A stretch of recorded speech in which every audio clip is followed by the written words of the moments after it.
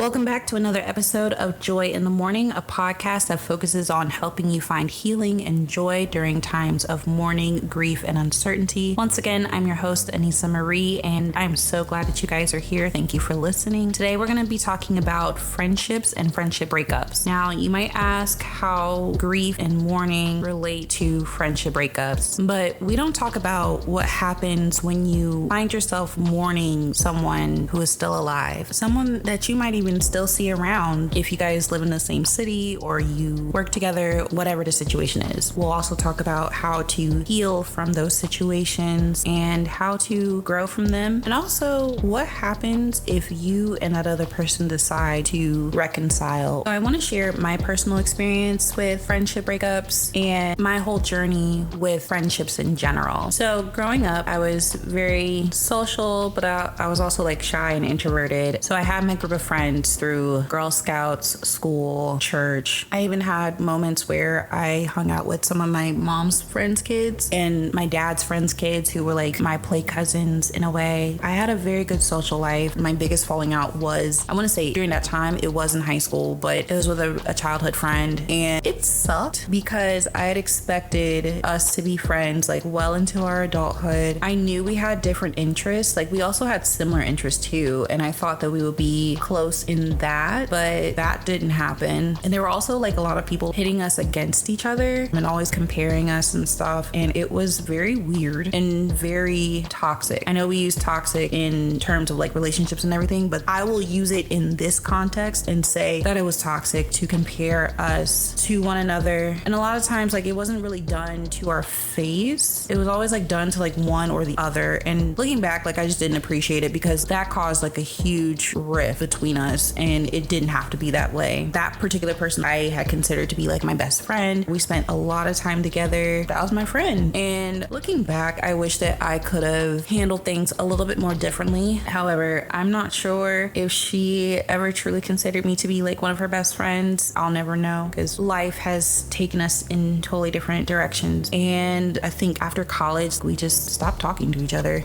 It took me a very, very, very long time to kind of get over that and get through it and heal from it. In the back of my mind, like there were definitely moments like in both of our lives where I just felt like, man, like I should be there for her or she should be here for me. Not to say that I won't and I can't, because I have already made it up in my mind that no matter what happens between me and somebody else, if they need me, I will be there for them. I'm also at a point in my life where like I don't expect that in return. There's one thing that I have always stood by, and that's as long as you are solid and you hold true to yourself and you've done all you can, that's all that matters. Fast forward to adulthood, I might have had a few falling outs with some friends. I also want to say that when I say falling out, is not as dramatic as people assume it to be. Now, some situations, they were dramatic, and I'm not gonna lie, wasn't my best moment in life, but that's the best way I can describe it, is literally just that, falling out of friendship, no longer friends. It's okay. I did not fight anybody, and that I'm very proud of myself for that. I will say that I did not fight anyone. In the situations that I could have handled it differently, I will say that I have let my emotions get in the way. I am like Kendrick, I'm a words person. Now let me say I'm the biggest hater. I'm writing a dissertation on like how you have done X, Y, and Z and how I just don't rock with it. I hate the way that you walk, the way that you talk. I hate the... I am that person. And what I could have done better was just taking my time in responding to a situation and coming back and saying, hey, I don't like it when X, Y, Z, or hey, I heard that you said this about me and I didn't appreciate it. Now, me at 31/32, I say that now, but like in my early 20s, yeah, I wasn't that mature. And so paragraphs were written, but it wasn't as eloquent as I am saying it right now. So I say that to say through various phases of my life, how I handled friendship breakups was very different. I feel like that's life. You're gonna learn how to handle the end of a friendship. You're gonna learn how to navigate through those feelings that you experienced during that time. And that all comes with time and experience. You're not going to be born with a manual on how to navigate through your relationships and every stage of your life. You gotta learn through experience. If I could go back and tell myself in my early 20s, in my late teens, early teens, the one thing I could say is take a breath and also remember who you are. Because again, we can let our emotions get the best of us. And when we're feeling like really sucky about a conflict in our friendships and feeling betrayed and feeling feeling bamboozled because this person is presenting themselves as someone different than the person that we have known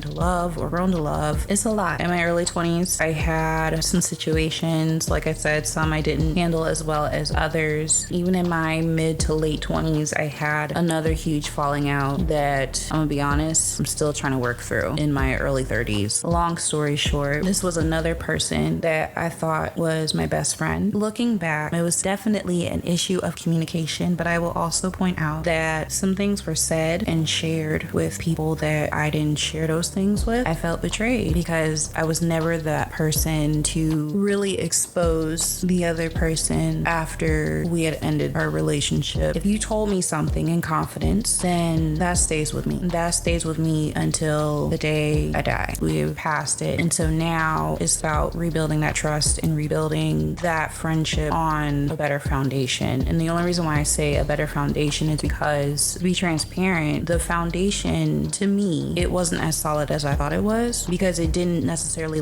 align with how I wanted the friendship to be, how I wanted us to show up for each other. It's been a journey, and it has been a test of letting go, a test of, forgiveness, also a test of discernment. There have been times where I've interacted with not only this person, but other people in general, and my discernment will kind of go off. You know how when you pray for better discernment and God would be okay, and just put you through it. It doesn't have to be super dramatic or super crazy. It could be something as simple as you having a conversation with that person and seeing how they talk to you, seeing how they interact with you or interact with other people, how they talk about other people, and the light bulb goes off in your head and you're just I had a lot of those moments. It was wild. In those moments I was just thinking, okay, so how am I supposed to move forward through this? To be honest, I'm still trying to figure that out. One thing about discernment, or just with how God shows up for you or reveals something to you, it reminds me of a meme that someone has shared. So the meme goes, this is how we expect for God to speak to us. And there's a man's voice saying, my child, this is what you need to do. And it goes down a laundry list of stuff. They cut to another scene where it's but this is how God really talks. And it just says, my child. And I've had those moments where I'm just okay, so God, I have peeped this about this person and that about that person. What do you want me to do about it? And sometimes, even in that, I had to learn, sometimes it's about you changing how you interact with that person or that group. Not everything is cut and dry. Sometimes things have a gray area. That goes to my next point, trying to figure out how to heal from friendship breakups, is recognizing that times you have to love people from a distance. And there are other times where sometimes you might need to take a step back, get you together for a little bit, and then come back so that you guys can reconcile and move forward. But first, I want to speak on the loving someone from a distance point. Sometimes loving someone from a distance isn't what we always assume it is. It's not always about cutting somebody off, because in that form, you're not really loving somebody from a distance. You're just disassociating yourself with that person. This was something that I shared in a Bible class at my church one day, where we were talking about love and what it means to love people and to love God. And there was this conversation about loving people from a distance. And I noticed how everyone was talking about the concept was kind of coming from a place of having a negative connotation. I spoke up and I said that loving someone from a distance doesn't mean that you stopped caring about that person and that you no longer care what happens to them. It means that you have done everything that you can. You cared enough about the relationship to try to make it work, and it's not. And so you have to wash your hands of it and take a step back and let God do his thing. If that person is not meeting you halfway in love, you have to protect yourself. You have to set healthy boundaries. I never want anybody to feel like they have to stay in a situation, be it a friendship, a relationship, or what have you, where it is unhealthy and toxic for the sake of love or for the sake of being a Christian. You're essentially teaching people that it's okay to stay in a relationship where they're being abused. You're encouraging them to stay with that toxic friend that causes them to stumble and sin every time, and that's not okay. You can be cordial and speak and wish them success in everything that they do, but you're choosing not to indulge in whatever unhealthy toxic behaviors that they are continuing to pursue and indulge in. You're not participating in what they are doing anymore because that is harmful to you, and it's essentially harmful to your life and how you live it and how you interact with other people. If I'm around a bunch of people who gossip, if I'm around a bunch of people who fight all the time, eventually eventually that's going to rub off on me. And then when I get around my other friends, I want to,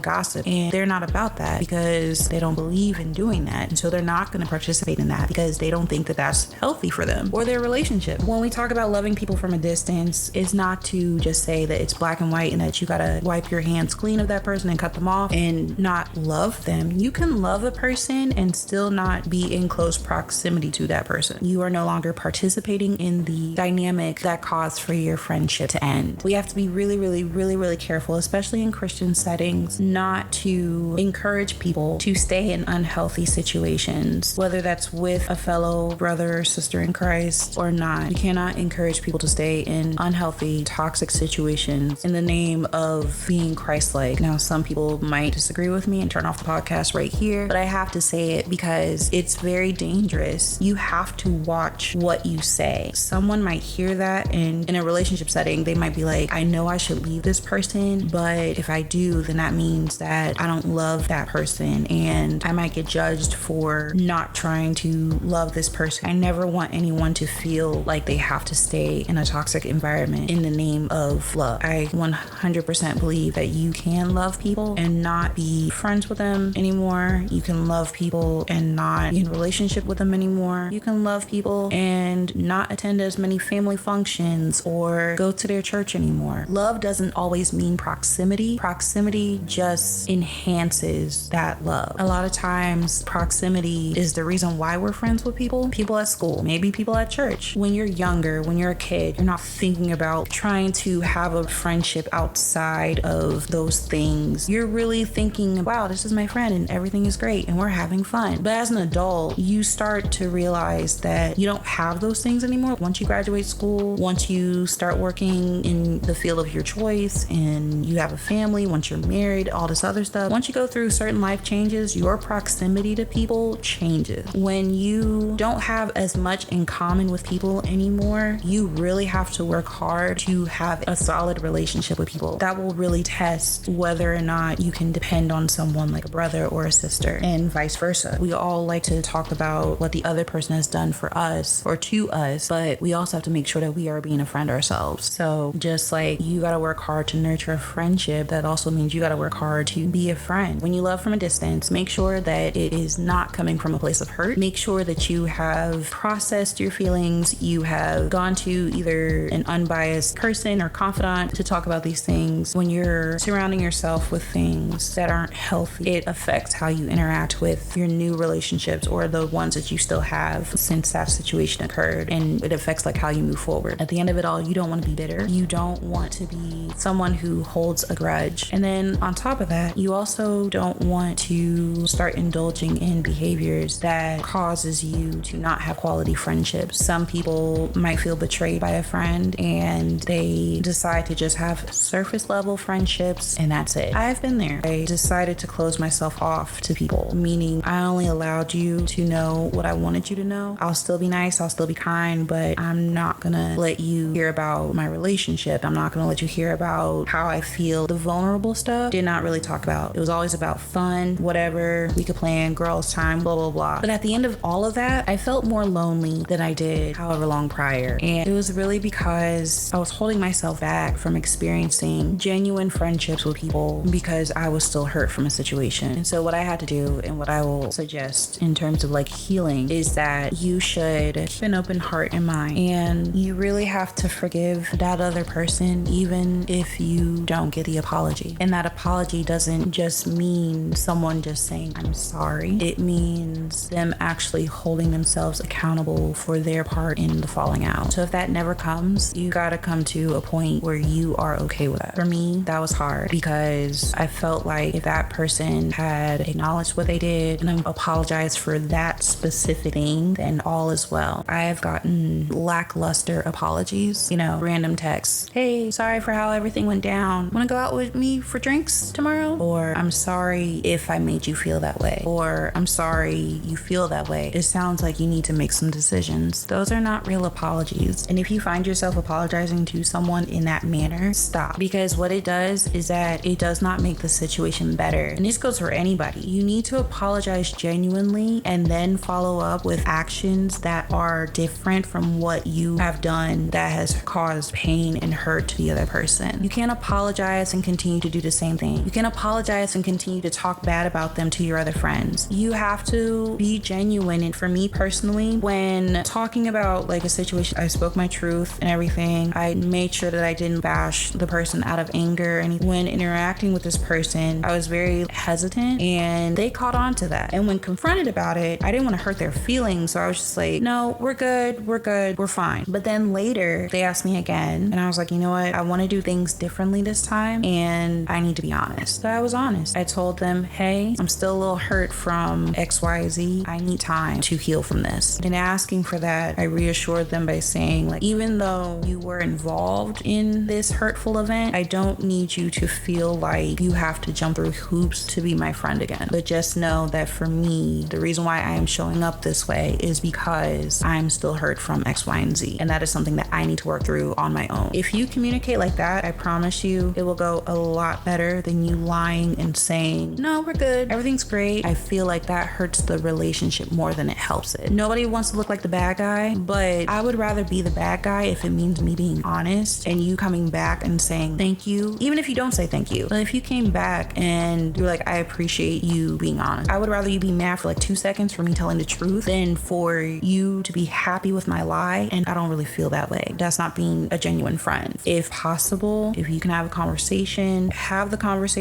but have it after you've processed all of your emotions, because having it in that moment doesn't always work because emotions are still high. So you might want to give yourself time to process that. When you give yourself time to heal and process, it allows you to think about everything in a calm manner. It allows you to process everything that happened. In that way, if you are able to have a conversation, if you want to have a conversation, you don't always have to have a conversation. You can come from a place of healing and not from hurt. I feel like people don't really know how to apologize because it might come from a place of malice and it also might come from a place of people pleasing. A place of malice meaning you're saying sorry just because like you don't want to hear this person talk anymore ever again. You just want them to be quiet. When you apologize from a place of people pleasing, it's kind of like the example that I just used, but you're saying I'm sorry because you hate conflict. You don't want that person to be mad at you. You could be saying sorry because even though you don't know what you've done wrong, you apologize anyway because of whatever feedback that person has given you and you feel bad about it because in your mind you're like, oh no, this person is mad at me because of this. What I've learned from personal experience is that sometimes people accuse you of things to deflect and take the attention off of what they actually did and place the blame on you. You have to catch that, or at least have somebody around you that saw the whole thing and was like, no, that did not happen. When you're trying to people please and everything, you're trying to make everything right so that everyone can be happy. And that's the most dangerous place to be in because, especially in conflict, because nothing ever gets resolved. That person gets to walk away thinking that you're the bad friend and you did this horrible thing to them and you apologize for it and therefore they're in the right and they never take accountability for what they did. And that doesn't help anybody heal, nor does it really help them reconcile. You feel so foolish for thinking like, yay, everything is great, everything's wonderful, we're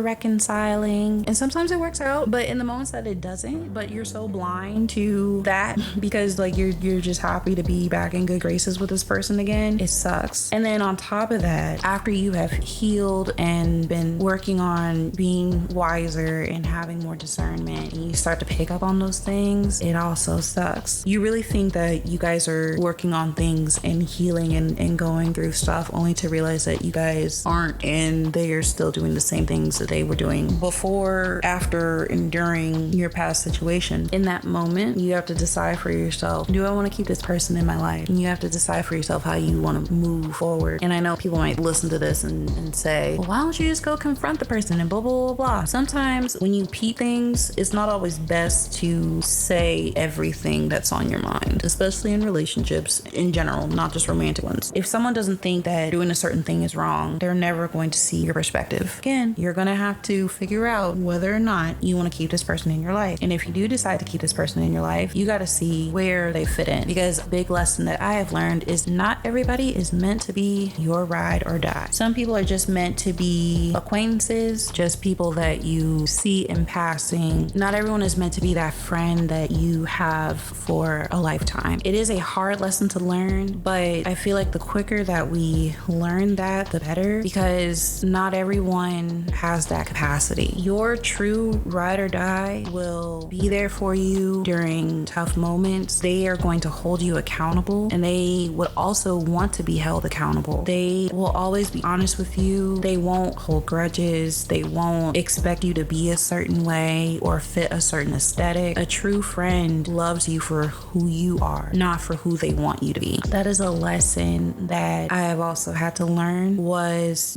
realizing that not everyone has the capacity or the capability, more so the capability, to be a true friend. I feel like when we pray that prayer, we should also ask God to do the same for our friendships. Go deeper than that and ask Him to reveal who is just meant to be someone I have dinner with. And I'm not gonna lie, not everybody is meant to have dinner with either, if we're being honest, because even eating with someone is a form of intimate fellowship, and that's a place where you guys talk. You really have to discern what is an actual friend to you. I think what happens is that we become desperate for companionship, that we decide that we want to make everybody our best friend without really vetting them out and seeing who they really are, how they handle conflict, how they handle certain situations. What are they saying about you behind your back? Are they uplifting you or are they tearing you down? You know what I mean? Does this person treat me well, or do they treat me like I'm the scum of the earth, especially in front of other people? If we do have conflict, are they going around and spreading my business and telling people how horrible of a person I am? Or is this person just keeping the conflict between me and them, and we're actually talking it out and working through things, even if we don't always agree on everything? You know what I mean? For me personally, I have seen both instances where I've had conflict with somebody and things went south, and I had conflict with another person and things were handled well and quickly. And honestly, how I felt after each encounter was very different and very telling. After one encounter, I felt drained and I felt really bad and hurt. After the other encounter, I felt at peace. And honestly, in both conversations, they were just that, conversations. Nobody was yelling, nobody was fighting or anything like that. But the context of everything showed me the difference in between those individuals, where I was then able to decide who was really a friend and who wasn't. Again, in realizing those things, sometimes you just got to chalk it up, and you're going to be like, well, this is the person that I can confide in and I can talk to, and this is a person that I cannot. It's nothing on them and it's nothing on you. It's just that you have expectations of what you want in a friendship and how you want your friends to show up. All I will advise is that while you're trying to figure out where everybody fits, don't treat them any less than the other people in your friend group, because what that means is that you are showing favoritism, and that's not okay. Obviously, you're going to be closer to some people compared to others, but always treat people with respect. No one should feel like they are an outsider, meaning that they shouldn't feel like they're a third wheel or a fourth or eighth. No one should feel like they're an outsider or an extra in somebody's movie. That's the worst thing that you can do. So I advise that you make sure you both value their relationship enough to work through your issues. It can't be one-sided. There has to be an equal effort in communication, and also you have to make sure that there's an equal effort in getting to know the person over again. You have to let go of the expectation of that person being the same, and you have to get to know this new person. I feel like there's a hidden expectation where people just expect for things to go back to where they were, and depending on how long of a time you've allowed to pass between the time of reconciliation and the conflict, so many things can happen in that span of time. If it's like a couple weeks or a couple days, even a few months, obviously, depending on someone's life, I don't think that whole getting to know somebody over again applies compared to if you had fallen out with somebody and 2 years has gone by and you guys have not talked to each other or anything like that. In that span of 2 years, a lot can happen. Things can change. People change. And you enter into different phases in life. The party girl who drank all the time and everything, she might have stopped drinking and given her life to Christ. It's not fair to her to expect her to be that same party girl. You have to give that other person grace. See them for who they are in that present moment. Otherwise, there's no point in reconciling. Also, when you reconcile, you can't do the same things, because the point of reconciliation is to rebuild and to create a new foundation, to create a new relationship, essentially. Because you can't build a house with crumbled brick. You can't demolish a house house or a building and expect to rebuild the rubble from the old structure. I mean, you can, but it'll look different. You can't expect for it to look how it was before it was demolished with the broken up pieces. It's like trying to put together a glass base after it has been broken. You still see the cracks, but it's not going to look like the way it looked when you bought it from the store. What do you do in that case when you do put the pieces back together and it doesn't look like how it was before? You have to learn to appreciate the new thing. You have to let go of the expectations that they're going to be the same person. You also have to let go of the expectation that things are going to get back to where they were as you're putting the pieces back together. You have to realize that it takes time to rebuild. And like with building something physically, it can't be done with one person. You both have to put in the effort to fix it. You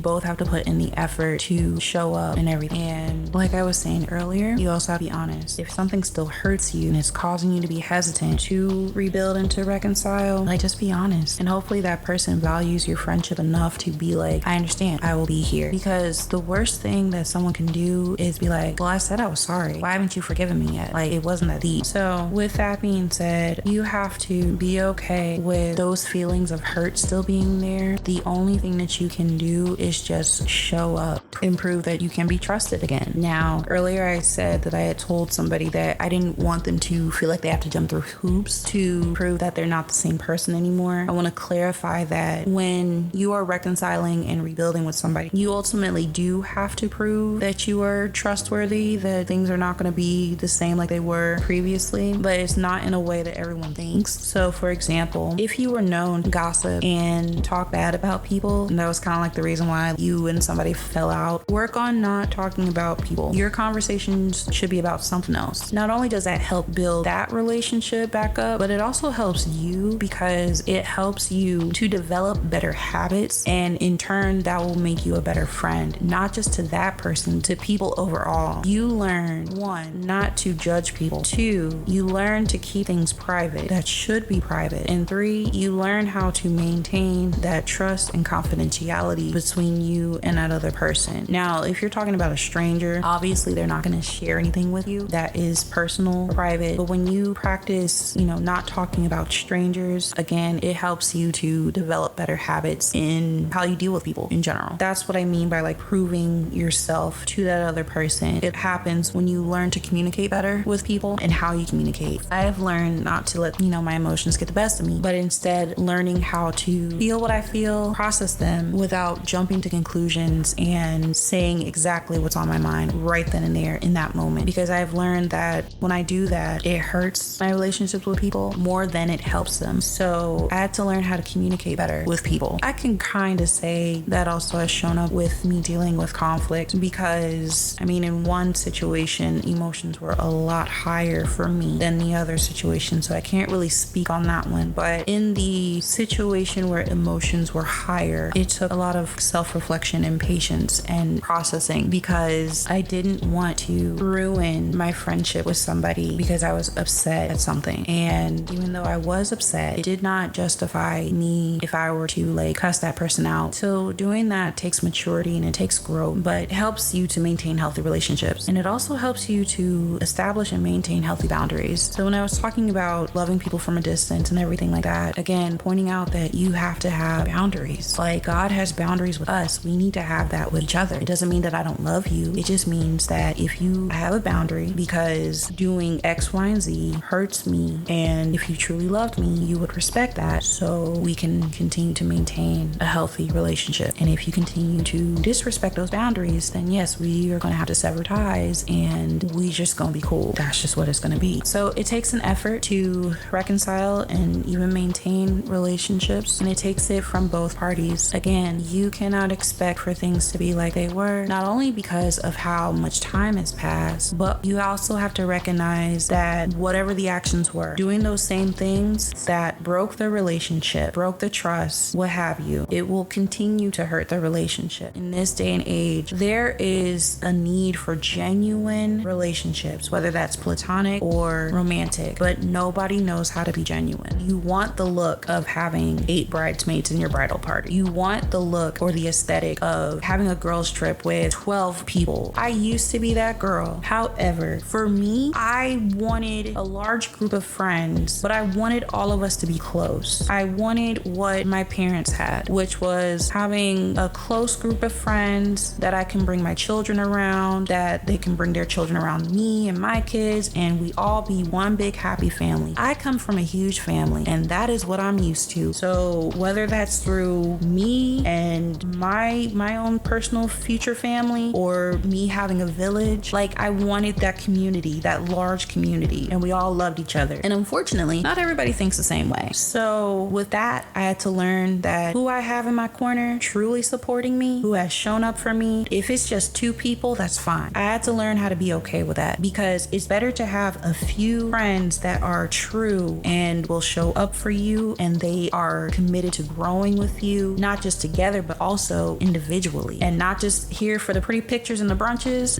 That is better than having a bunch of yes men, a bunch of people around you who smile in your face. They tell you that you're beautiful, even though you have a booger in your nose and toilet paper hanging out of your panties. My hope for everybody, especially in this generation, is that we learn how to be better friends, and that we learn how to navigate through friendships better and in a healthy way. At the end of the day, we are called to have community. We are called to have fellowship with one another. You can't do that without being a good friend yourself and also having good people around you. I want to thank you again for listening. I hope you guys enjoy the conversation that we had today about friendships. Don't forget to subscribe through your favorite streaming platform, and also follow the podcast on Instagram at Joy in the Morning Pod, and I will see you next time. Bye.